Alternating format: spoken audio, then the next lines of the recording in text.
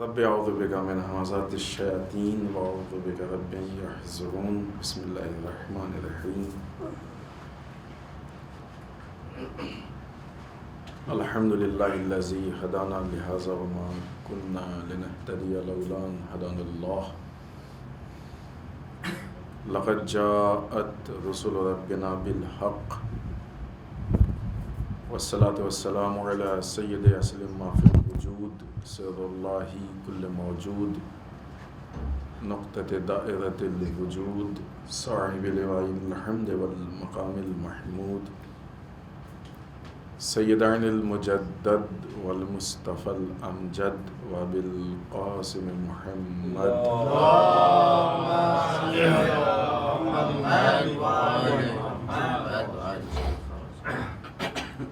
والصلاة والسلام على آلہ الطیبین الطاہرین المعصومین المظلومین واللعنة الدائمة الباقیة على أعدائهم أجمعین من الآن إلى قیام یوم الدین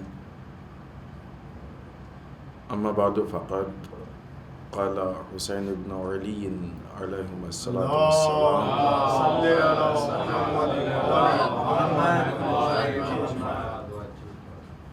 انما خرجت لطلب الاصلاح فی امت جدی اريد ان امر بالمعروف وانهى عن المنکر واسیر بسیرت جدی و ابی صلوات علی محمد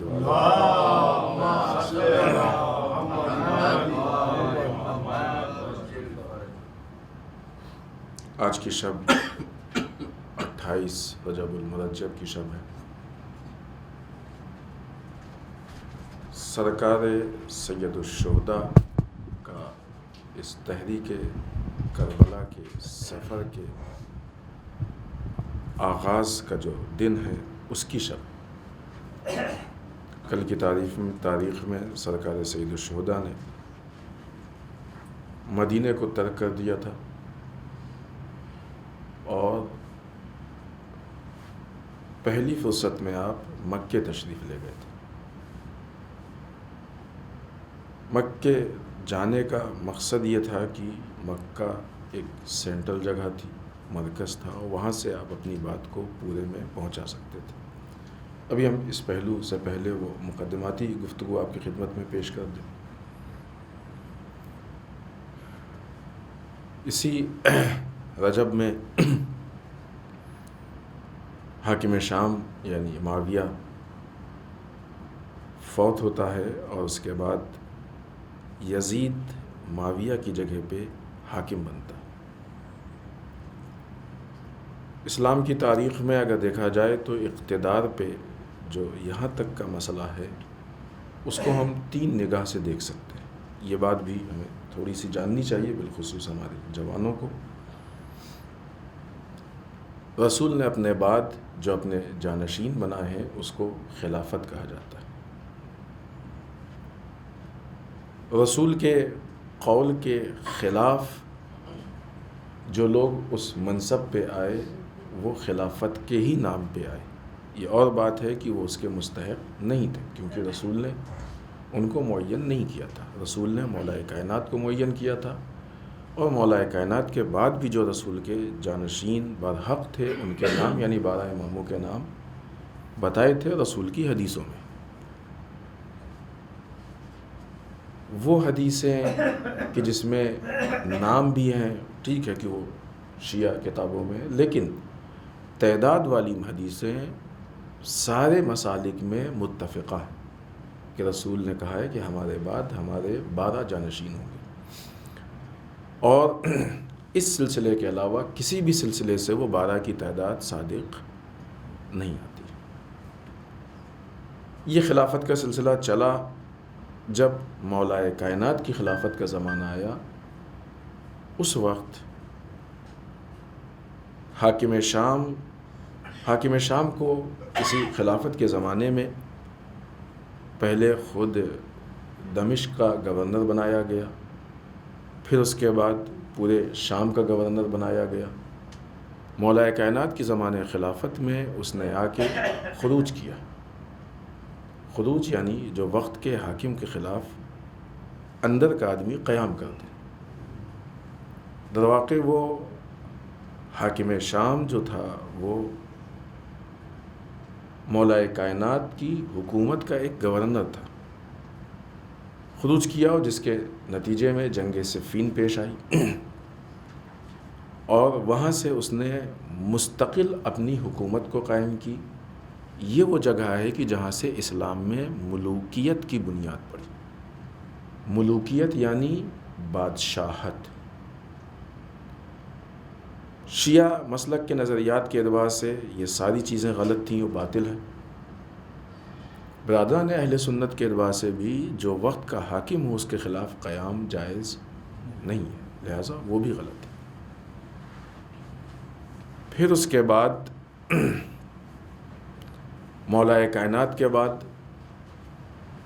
امام حسن مجتبی علیہ الصلوۃ والسلام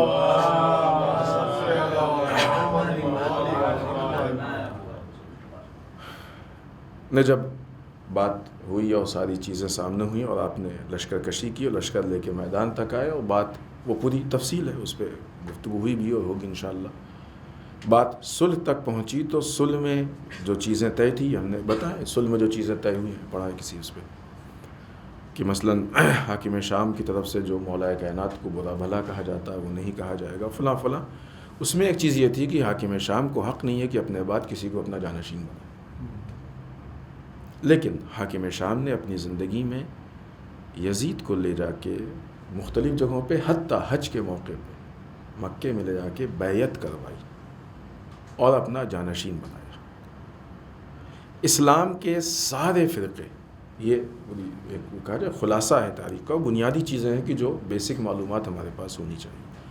اسلام کے سارے فرقوں کے اعتبار سے آج تک کوئی بھی یہ طریقہ نہیں تھا کہ کوئی حاکم اپنے لڑکے کو اپنا جانشین بناتا، نہ خلیفہ۔ خب ملوکیت کے اعتبار سے بادشاہ تو پہلا تھا یہ، لیکن کسی خلیفہ نے بھی نہیں بنایا۔ خب اس کے طریقے پہ بھی بحث ہے، گفتگو ہے۔ ہم لوگوں کا ایسا ماننا ہے کہ رسول نے اپنا جانشین معین کیا ہے، برادران اہل سنت نے اس چیز کو نہیں ایکسیپٹ کیا، اور پھر اس کے بعد ثقیفہ، پھر اس کے بعد مشورہ، یہ ساری چیزیں آئیں اور ان ساری چیزوں کے ذریعے سے حاکم طے ہوا۔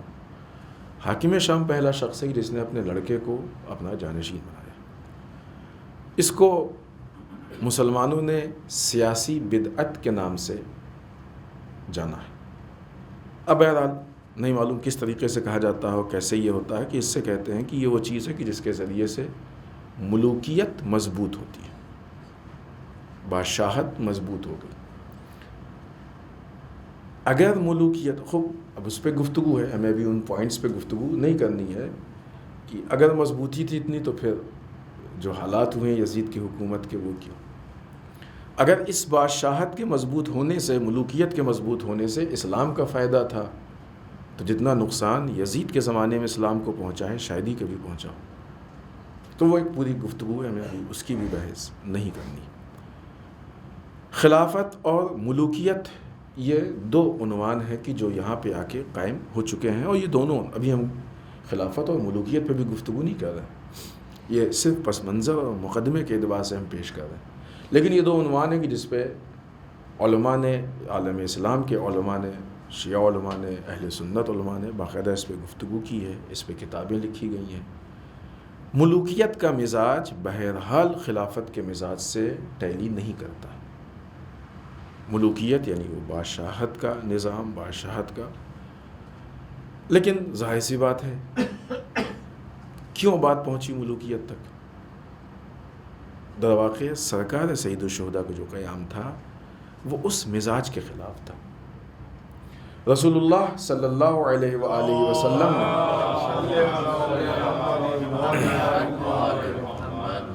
جس حکومت کی بنیاد رکھی تھی اور جس حکومت کو چھوڑا تھا، یہ حکومت وہ تھی کہ جو خدمت گزار تھی۔ حکومت کا مطلب خدمت کرنا ہے۔ دنیاوی مزاج جس حکومت کو دیکھتا ہے وہاں پہ خدمت کروانا ہوتا ہے، ہر چیز سے، کسی بھی ایک دو چیز میں بات محدود نہیں ہوتی ہے۔ خدمت گزار جو حکومت ہوتی ہے اسے خلافت کہا جاتا ہے، یعنی عوام کی خدمت، عدالت اجتماعی کا قائم کرنا، اسلام کو قائم کرنا، اسلام کو مضبوط کرنا، اسلام کی بنیادوں کو، ابھی ہم سرکار سید الشہداء کی باتوں کو پیش کریں گے کہ جن چیزوں کو لے کے آپ نے قیام کیا ہے، ان ساری چیزوں کو لے کے یہ سلسلہ تھا کہ جو خلافت اور حکومت کا رسالت مآب نے قائم کیا تھا اور چھوڑا تھا۔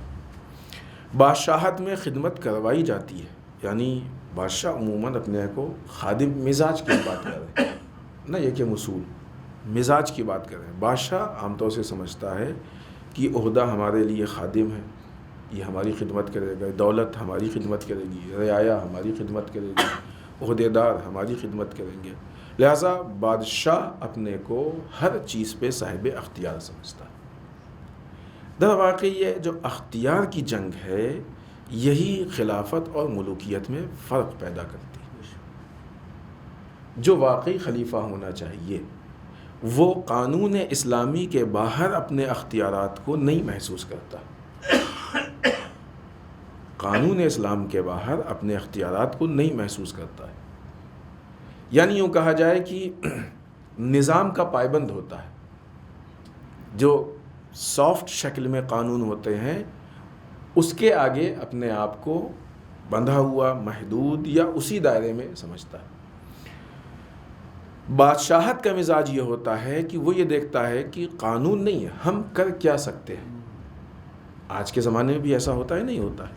مثال کے طور پہ ایک انسان راستے، یہ ہم نے کسی موقع پہ وعدہ بھی کیا کہ ہم اس پہ گفتگو کریں گے، تھوڑی سی وہی گفتگو ہے۔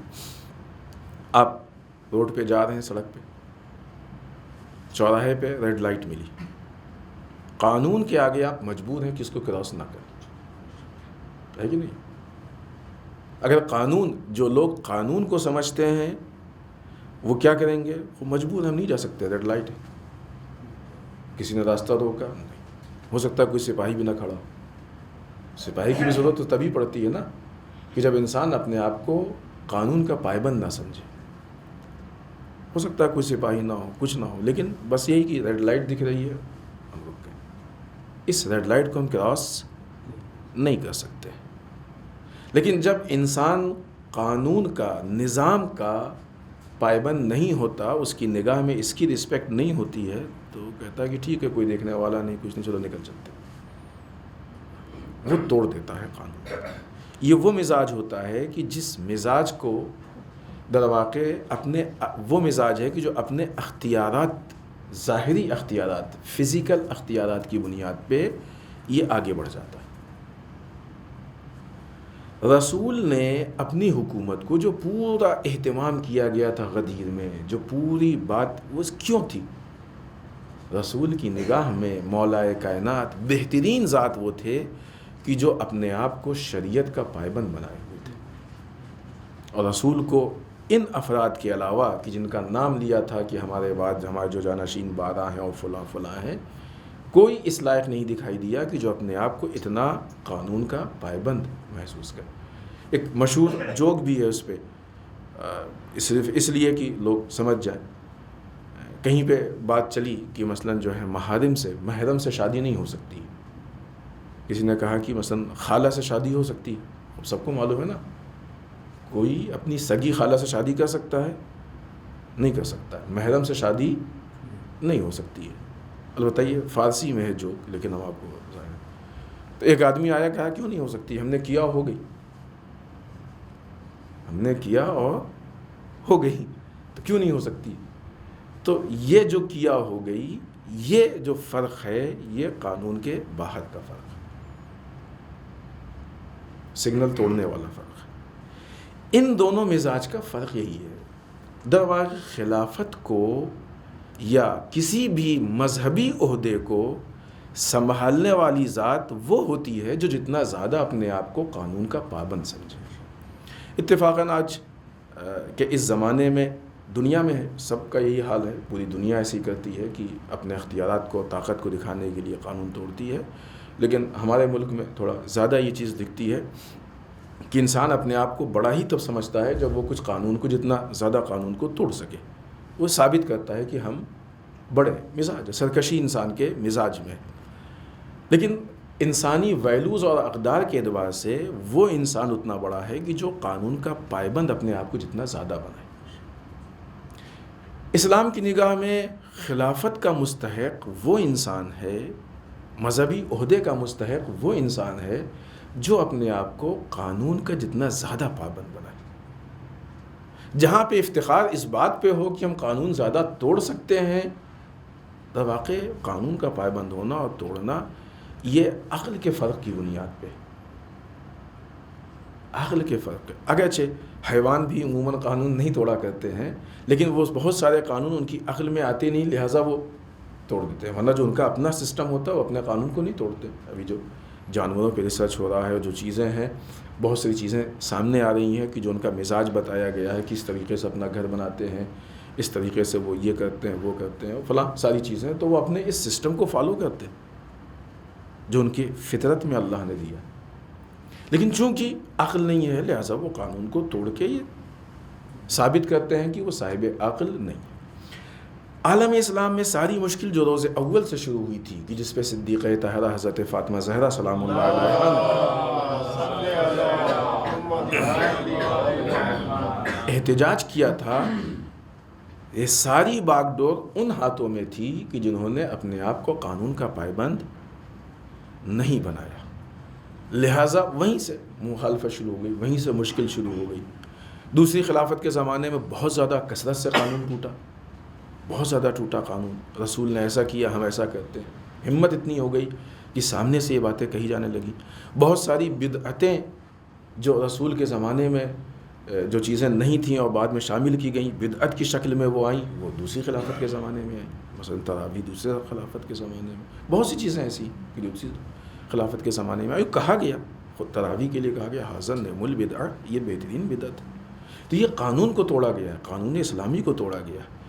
قانون اسلامی کو ٹوٹتے ٹوٹتے جب مسلمانوں کا ضمیر مردہ ہو گیا ہے تو اب قانون اسلامی صرف نہیں ٹوٹا، اب اسلام کا سسٹم ٹوٹ گیا، خلافت کو ملوکیت میں تبدیل کر دیا، اور مسلمان اتنا غافل ہو گیا کہ خلافت کو ملوکیت میں تبدیل ہوتے دیکھتا رہا اور خاموش بیٹھا رہا۔ مسلمان نے اس پہ اعتراض نہیں کیا۔ اگر مسلمان روز اول صدیقہ طاہرہ کے اعتراض پہ احتجاج پہ لبیک کہتا تو بات یہاں تک نہیں پہنچتی۔ یہ ایک اس مقدمے کے بعد اگرچہ بہت تفصیلی ہو گیا، سرکار سید الشہداء نے اصلاح کے لیے قیام کیا تھا۔ یہ اصلاح کا وہ مقدمہ ہے۔ اس کے نتیجے میں اصلاح کا مطلب کیا ہے، اس بات پہ بھی کچھ جملے ہم عرض کریں۔ ہمارے درمیان کل یوم عاشورہ کل ارض کربلا، ہر دن عاشورہ ہے، ہر زمین کربلا ہے۔ ہم لوگ سال میں 12 مہینے مجلسیں کرتے ہیں، ایسا نہیں ہے کہ صرف ایام اعظم میں مجلسیں کرتے ہیں۔ لیکن ہاں، یہاں پہ جب سرکار سید الشہداء کے سفر کا آغاز ہو رہا ہے تو ہمیں اپنے اس سفر پہ ایک نظر کرنی چاہیے کہ ہمارا یہ سفر اصلاح کے ساتھ کتنا چل رہا ہے یا اصلاح سے ہٹ کے کتنا چل رہا ہے، اس پہ ہم کو غور و فکر کرنی چاہیے۔ لہٰذا اس کے لیے ہم کو دیکھنا پڑے گا کہ سرکار سید الشہداء نے کس چیز کی اصلاح کے لیے قیام کیا تھا۔ بنیادی اعتبار سے اس رسول کے منصب، عہدے، رسول کے مشن، رسول کے لائے ہوئے قانون اور نظام کو بچانے کے لیے کیا تھا۔ لیکن جو ایک ایک جگہ پہ سرکار سید الشہداء نے جن چیزوں کو گنایا ہے وہ چیزیں ہمارے لیے بہت اہم ہیں، اور لہٰذا ہم کو اس بات کی کوشش کرنی چاہیے کہ اب یہاں سے ہم ایک بار نظر کر کے، نظر ثانی یعنی دوسری نظر، تیسری نظر، چوتھی نظر، جتنی نظر کر لیں اتنا ہی بہتر ہے، اور یہ دیکھیں کہ ہمارا اصلاح کا ساتھ کہیں چھوٹ تو نہیں گیا۔ اگر ہمارا اصلاح کا ساتھ چھوٹ گیا، سفر چھوٹ گیا، تو ایسی صورت میں یا حسین کہہ کے بھی ہم امام حسین کے ساتھ نہیں۔ لیکن اگر ہمارا اور اصلاح کا ساتھ نہیں چھوٹا ہے تو ہم امام حسین کے ساتھ بھی ہیں، اور اس وقت پھر یا حسین کہنے سے ہم کو کوئی نہیں روکے گا، چاہے اس یا حسین پہ ہم کو قیمتیں کیوں نہ چکانی پڑیں۔ لوگوں نے قیمتیں چکائی ہیں نا، بغیر قیمت دیے یا حسین یہاں تک نہیں پہنچا، اس کے لیے قیمت دینی پڑی۔ عزاداری پہ پابندی وہ ایک الگ مسئلہ ہے، اور یقیناً بہت بڑا مسئلہ ہے کہ جب سرکار سید الشہداء کے حرم کی زیارت پہ پابندی لگائی گئی، لیکن اس کے ساتھ یہ بھی بہت اہم مسئلہ ہے کہ خود عزاداری پہ بہت سی جگہوں پر پابندی لگائی گئی۔ یہ عزاداری کی جس کو بہت آسانی سے ہم لوگ کیا کہیں، شاید مناسب نہ ہو کہنا کہ اپنے مفاد میں بھی استعمال کر لیتے ہیں، اپنے فائدے میں، یہ عزاداری قیمتوں کو ادا کر کے ہم تک پہنچی ہے۔ اگر واقعی عزاداری کرنی ہے تو اس پہ قیمت دینی پڑے گی ہم کو۔ لہٰذا وہ قیمت فی الحال جو سب سے اہم ہے وہ یہ کہ معاشرے کی اصلاح۔ سرکار سید الشہداء نے کس طرح کی اصلاح کی بات کی؟ مختلف باتیں ہیں اور ہم لوگوں کے بیچ میں ہوا کرتی ہیں۔ ایک جملہ کہ جس وقت سرکار سید الشہداء سفر کے لیے نکلے اور باہر نکلے اور راستے میں فرزدق سے ملاقات ہوئی۔ بہرحال فرزدق ان شخصیات میں سے ہیں کہ جن سے ائمہ یا سرکار سید الشہداء بہت ساری باتیں کی جو کہہ سکتے تھے، شاید ہر ایک سے نہیں کہہ سکتے تھے۔ کہا ہے فرزدق، یہ پورا ایک جملہ ہے، جلدی سے اس کا ترجمہ پڑھیں کیونکہ بہت زیادہ طولانی گفتگو کا ارادہ نہیں ہے۔ اے فرزدق، یہ وہ گروہ ہے کہ جس نے شیطان کی پیروی کو قبول کر لیا۔ اس بات کو اس پس منظر میں بھی دیکھیں کہ ہم لوگ اپنے وقت کے امام کا انتظار کر رہے ہیں، ہر آدمی کر رہا ہے۔ سب کی تمنا یہ ہے کہ جب امام کا ظہور ہو تو ہم ان کے ناصر بنیں۔ تو کیسے ناصر بنیں گے؟ ہم چاہ لیں گے وہ بن جائیں گے؟ نہیں، ہمارا کردار یہ طے کرے گا کہ ہم ناصر بن سکتے ہیں کہ نہیں بن سکتے۔ اس کا جو معیار ہے وہ کربلا میں صاف نظر آ رہا ہے۔ جب تک جتنے بھی شہداء ہیں کربلا میں، آپ سب کی تاریخ اٹھا کے دیکھ لیجئے، کوئی آپ کو ایسا نہیں ملے گا جو نعوذ باللہ استغفر اللہ کردار میں اچھا نہ ہو، اعمال میں اچھا نہ ہو، بے عمل ہو، نعوذ باللہ بے نمازی ہو اور جا کے امام حسین کے ساتھ شہید ہو گیا۔ ہے کوئی شہداء کربلا میں، امام کے انصار میں ہے کوئی نعوذ باللہ بے نمازی؟ ہے کوئی بے عمل؟ ہے کوئی بد کردار؟ نعوذ باللہ استغفر اللہ۔ کردار کی معراج یہ طے کرتی ہے کہ ہم امام کے صحابی بن سکتے ہیں کہ نہیں بن سکتے۔ اور کسی بھی امام کا صحابی آپ کو ایسا نہیں ملے گا کہ جو آج بہت سی باتیں کہی جاتی ہیں کہ مثلا عزاداری کر لو تو فلاں کی ضرورت نہیں، عزاداری کر لو تو فلاں کی ضرورت نہیں، یا حسین کر لو تو فلاں کی ضرورت نہیں، مجلس کر لو، ماتم کر لو۔ کس نے طے کیا ہے فلاں کی ضرورت؟ جس کے نام پہ ہم یاد منا رہے ہیں خود اس نے نہیں کہا کہ ہم کو ضرورت نہیں ہے۔ کتنی سامنے کی چیز ہے۔ کتنے غافل ہو گئے ہیں لوگ کہ جن باتوں کو صبح و شام سنا کرتے ہیں، پورے سال سنا کرتے ہیں، اس کے خلاف نظریات کو کیسے قبول کر سکتے ہیں؟ یہ عجیب بات ہے۔ لہٰذا اگر ہم کو یا لیتنی کنتم معکم کہنا ہے، شہداء کربلا کی زیارت ہے نا، اے شہداء کربلا کاش ہم آپ کے ساتھ، کیسے ہوتے؟ وہ نمازی اور مثلا یہ کہنے والا بے نمازی ساتھ میں ہوتا، وہ کردار والے یہ بد کردار ساتھ میں ہوتے، وہ سچ بولنے والے یہ جھوٹ ساتھ میں ہوتے، ان کی زبان پاک و پاکیزہ اور یہ غیبت تہمت الزام فلاں فلاں چار فریب سب کرنے والے ساتھ میں ہوتے؟ کہاں سے ساتھ میں ہوتے؟ اور جب ان کے ساتھ نہیں ہوتے تو آنے والے امام کے ساتھ کیسے ہوں؟ اس اصلاح کے سفر کو ہمیں شروع کرنا ہے۔ تو یہ یا لیتنی کنت معکم ایک سوالیہ نشان ہے ہمارے کردار پہ۔ ہمیں اس پہ غور و فکر کرنا پڑے گا کہ مثلا وہ کون سی چیز ہے کہ جو ہم کو کربلا تک پہنچائے گی۔ اس اصلاح کے سفر کو شروع کرنا، پھر یہ اصلاح کا سفر طے کرے گا کہ ہم اپنے وقت کے امام کے ناصر بن سکتے ہیں کہ نہیں بن سکتے۔ دعویٰ تو سبھی کر رہے ہیں، اور اگر سب کا دعویٰ واقعی سچ ہوتا تو امام کا ظہور بھی ہو چکا ہوتا۔ ظہور کی تاخیر یہ بتا رہی ہے کہ نہیں ہے، سارے دعووں میں سچائی نہیں، کہیں نہ کہیں تو کچھ مشکل پائی جا رہی ہے۔ لہٰذا ایک بہت جامع شکوہ کی جو امام نے کیا ہے، اور واقعی آپ دیکھیں پوری امام کے سفر کی تاریخ اٹھا کے دیکھیں تو مختلف جگہوں پہ الگ الگ انداز سے بہت سارے شکوے کیے ہیں سرکار سید الشہداء نے۔ اگر ان خالی شکووں کو ہم جمع کریں، اس آئینے میں اپنے کردار کو دیکھیں کہ کہیں یہ شکوہ ہم سے تو نہیں۔ یہ ایسا نہیں ہے کہ جو بات کہی ہے یہ صرف اس زمانے والوں کے لیے تھی۔ اگر وہ بات ہمارے کردار سے ٹیلی کر رہی تو شکوہ ہم سے بھی ہے۔ لہذا اے فرزدق، یہ وہ گروہ ہے کہ جس نے شیطان کی پیروی کو قبول کر لیا ہے اور خدا رحمان کی اطاعت کو ترک کر دیا۔ اگر یہ اصلاح کا سفر شروع کرنا ہے تو یہی جملہ کافی ہے اس اصلاح کے سفر کے لیے. ہمیں دیکھیں کہ ہم کیا کرتے ہیں. دو ہی اطاعت ہے، یا اللہ ہمارا ولی ہے یا طاغوت ہمارا ولی. طاغوت ہمارا ولی ہے تو ہم شیطان کی پیروی کر رہے ہیں. اللہ ہمارا ولی ہے تو خدا رحمان کی اطاعت کر رہے ہیں. خدا رحمان کی اطاعت میں ہم شریعت کے پابند ہیں، دین کے پابند ہیں. پھر اس میں ادھر ادھر کی چیزیں نہیں آتی ہیں. تم دیکھیں ہمارے عمل، ہم کو خود معلوم، بہتر معلوم. آج کی رات سے ہم فکر کرنا شروع کریں، اور ایک مرتبہ پھر ہم نے ایسا قیاس کیا، پھر سے ہم نظر کریں اپنے کردار پہ. سفر اصلاح جس طریقے سے مختلف دوسری چیزوں کے لیے ہم اپنے نفس کو پہلے سے آمادہ کرتے ہیں، اسی طریقے سے ایام عزا کے لیے اپنے نفس کو ہم پہلے سے آمادہ کریں.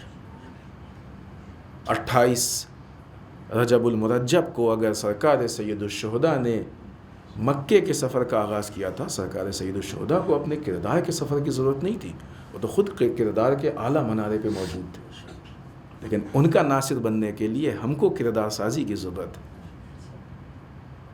لہٰذا 28 رجب المرجب سے اس آغاز سفر کی تاریخ سے ہم اپنے کردار کو سنواریں، تاکہ جس وقت ایام عزا کے عنوان سے ہم عزاداری کو لے کے چلیں تو ہم کردار کے ساتھ اس لائق ہوں کہ مولا ہم آپ کی نصرت کے لیے اپنے آپ کو آمادہ کر چکے. بغیر کردار کے امام کا کوئی ناصر نہیں بنتا ہے. اے فرزدق، یہ وہ گروہ ہے کہ جس نے شیطان کی پیروی کو قبول کر لیا. خوب ظاہر ہے، بہت کلیئر ہے، بہت آسان ہے طے کرنا. ہم کیا کرتے ہیں؟ جو کرتے ہیں وہ شیطان کا حکم ہے یا اللہ کا حکم ہے؟ اللہ کا حکم ہے تو ہم نے شیطان کی پیروی کی. اگر شیطان کی پیروی کی ہے تو امام حسین ہم سے شکوہ کر رہے ہیں. اگر شیطان کی پیروی کی ہے تو ہم نے امام حسین کو چھوڑ دیا ہے. اگر شیطان کی پیروی کی ہے تو حتیٰ میں امام حسین کے مقابلے میں آ سکتے ہیں. اگر رحمان کی پیروی کی ہے تو شریعت پہ پابند ہیں، امام کے ناصر ہیں. پھر قربانی کا سلسلہ شروع ہوتا ہے، پھر وہاں سے قربانی دینا شروع کریں گے. لہٰذا اللہ کی راہ میں قربانی. زمین پر کھلم کھلا فساد کرتے ہیں، یہ اس کی علامت ہے. جب انسان شیطان کی پیروی کرتا ہے تو گناہوں سے زمین پر فساد پیدا ہوتا ہے، فاسد کام کرتا ہے، خراب کرتا ہے زمین کو. سرکار سید الشہداء نے یہ جو جملہ ہم نے آپ کی خدمت میں عرض کیا اور بارہا آپ نے سنا، اکثر کو یاد ہوگا، انما خرجت لطلب الاصلاح فی امت جدی. ہم اپنے جد کی امت میں اصلاح کے لیے قیام کر رہے ہیں. ارید ان آمر بالمعروف، ہم امر بالمعروف کرنا چاہتے ہیں، ونہی عن المنکر، اور لوگوں کو برائیوں سے روکنا چاہتے ہیں. واسیر و بسیرت جدی وابی، ہم اپنے بابا اور اپنے نانا کی سیرت کو احیا کرنا چاہتے ہیں. تو یہ اصلاح ہے فساد کے مقابلے میں. امت کو اس حد تک سرکار سید الشہداء نے خراب محسوس کیا کہ اب اس کی اصلاح کی ضرورت ہے. خرابی کیا ہے؟ ایسا نہ ہو کہ ہم اپنے آپ کو اس سے الگ تصور کریں. اگر ہم الگ تصور کریں گے تو پھر ہم اپنی اصلاح نہیں کر سکتے. ہمارا ان باتوں سے کوئی تعلق نہیں، ہم تو اس گروہ میں ہیں ہی نہیں، ہم تو پہلے ہی سے کلیئر ہیں، ہم میں تو کچھ نہیں ہو سکتا. یہ ممکن نہیں. ہمیں دیکھنا پڑے گا کہیں خدا نخواستہ ہم میں تو یہ چیز نہیں پائی جاتی. اگر پائی جاتی ہے تو ظاہر سی بات ہے، جیسے سب کے اصلاح کی ضرورت ہے ویسے ہمارے بھی اصلاح کی ضرورت ہے. فرق نہیں، ہم الگ نہیں. لہذا ان لوگوں نے اللہ کی اطاعت کو ترک کر دیا ہے، زمین پر کھلم کھلا فساد کرتے ہیں، حدود الہی کو نابود کر رہے ہیں، اللہ کے حدود کو باطل قرار دے رہے ہیں. جو چیزیں اللہ نے معین کی، جو حد اللہ نے معین کی، اس کو باطل قرار دے رہے ہیں، توڑے دے رہے ہیں. وہی مسئلہ ہے. وہ لوگ ہیں کہ جو قانون کی رعایت نہیں کر رہے ہیں، ان کے لیے قانون کوئی چیز نہیں ہے. وہ قانون کے توڑنے کو اپنا کمال سمجھتے ہیں. تاریخ اٹھا کے دیکھ لیجئے کہ باطل خلافت سے لے کے ملوکیت تک فخر اس بات پہ سمجھا گیا ہے کہ قانون کتنا توڑا جا سکتا ہے. اسی قانون کے توڑنے نے یہاں تک پہنچا دیا ہے، اور اس حد تک پہنچا دیا کہ یزید نے سرکار سید الشہداء کے قتل کے بعد مکے اور مدینے کو تاراج بھی کیا. قانون ٹوٹا ہے، اور اس کی پوری تاریخ ہے. بنی امیہ کے زمانے میں، بنی عباس کے زمانے میں قانون توڑنا ہے. سرکار سید الشہداء کس چیز پہ شکوہ کر رہے ہیں؟ ایک جملہ کہ جو سرکار سید الشہداء نے بصرے والوں کو جب خط لکھا تھا تو اس خط میں کیا لکھا تھا کہ سنتیں مرتی جا رہی ہیں، بدعتیں زندہ ہوتی جا رہی ہیں. یہی تو شکوہ کیا تھا. لوگ سنتوں کو، جو ہماری روش ہے زندہ رہنے کی، اس کو ختم کر رہے ہیں، بدعتوں کو زندہ کر رہے ہیں. یعنی قانون پروردگار بیچ سے جا رہا ہے، اور اس کے مقابلے میں دوسرے قوانین آ کے قانون الہی کے نام پہ اس پہ شریک ہو رہے ہیں. خود عمل کرنا ایک الگ چیز ہے، لیکن اس کو دین میں شریک کرنا، دین کی شکل دینا بہتر ہے. یہ ایک مرتبہ انسان عمل کرتا ہے، یہ چیز لوگوں کو معلوم ہے کہ غلط ہے، تو ٹھیک ہے کہ ہو سکتا ہے شاید اس کی ذات تک محدود رہے، یا اگر پھیلتی، چونکہ گناہ جب ہوتا ہے معاشرے میں تو پھیلتا ہے، لوگ دوسرے بھی شوق سے اس کو کرتے ہیں. لیکن خدا نہ خواستہ اگر وہ دین میں شریک ہو گیا تو آنے والے لوگ اس کو اپنی ذمہ داری سمجھ کے غلط کام کو انجام دیں، اور بدتر ہو جائے گا. زمین پہ کھلم کھلا فساد کرتے ہیں، حدود الہی کو نابود کر رہے ہیں، شراب پیتے ہیں، فقیروں اور بیچاروں کے اموال کو اپنی ملکیت قرار دے دیا.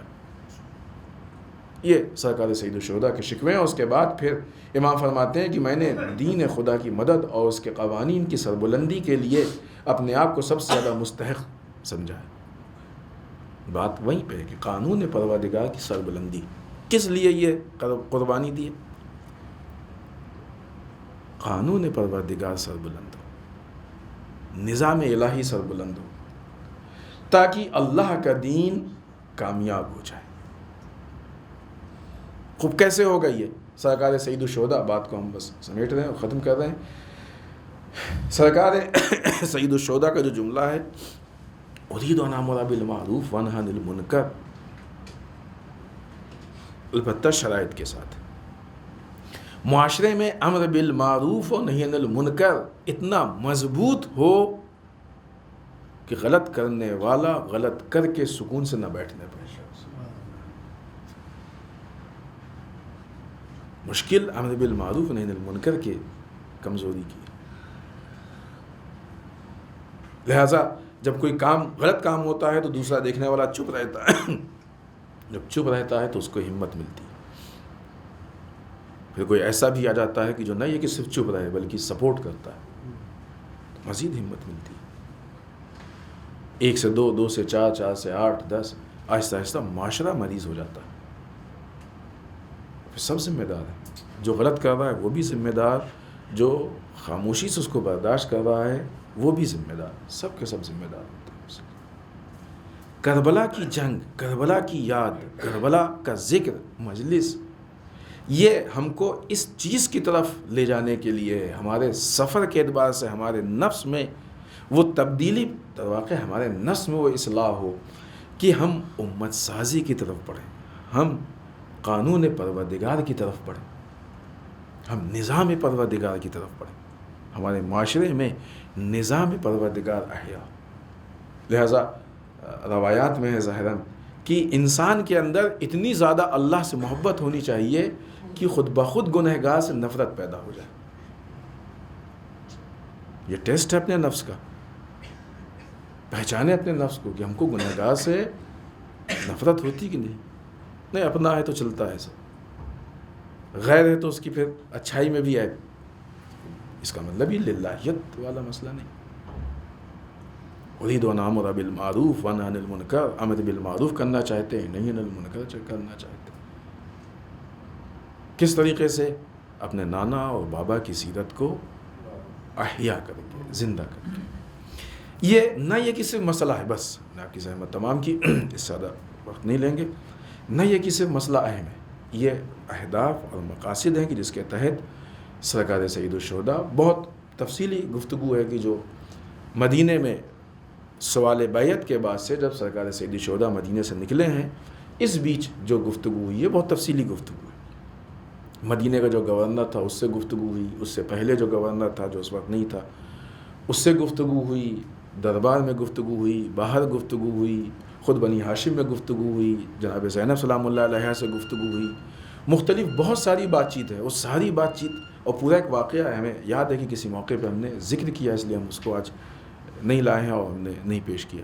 لیکن یہ ساری گفتگو، یہ ساری باتیں ہمارے لیے بہت اہم ہیں کہ سرکار سید الشہداء کن حالات سے، بہت زیادہ وقت نہیں تھا آپ کے پاس، سوال بیعت ہوا اور اس کے بعد بہت مختصر سی مدت میں آپ نے فوراً انکار بیعت کیا اور آپ مدینے سے خروج کر گئے، چلے گئے۔ مکے کا انتخاب اس لیے کیا کہ مسلمانوں کا سینٹر تھا، اصلاح کے لیے بہترین جگہ تھی کہ آپ مکے میں جانے کے بعد مسلمانوں میں اصلاح کرتے اور پھر اس کے بعد اس اصلاح کا اثر یہ پڑتا کہ اس ملوکیت کو واقعی خلافت میں تبدیل کرتے۔ اور جنگ بھی اسی لیے تھی، اس جنگ کا مقصد یہی تھا کہ اس ملوکیت کو واقعی خلافت میں تبدیل کیا جائے کہ جس کو حاکم شام نے ملوکیت بنایا۔ اس کے بعد بھی ملوکیت اور خلافت کی تاریخ رہی ہے، لیکن ہم کو ابھی اس تاریخ پہ بہت زیادہ گفتگو نہیں کرنا ہے۔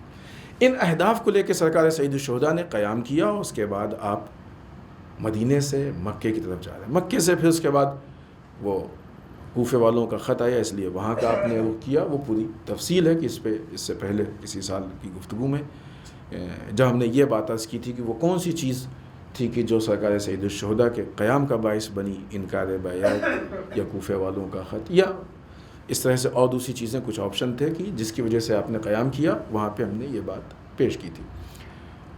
مرحوم آیت اللہ شہید مرتضیٰ مطہری نے اپنی بہت مشہور ان کی کتاب ہے حماسہ حسینی، اس میں اس بات کو بہت خوبصورت انداز سے لکھا ہے اور اس کا ترجمہ بھی ہوا ہے مختلف زبانوں میں۔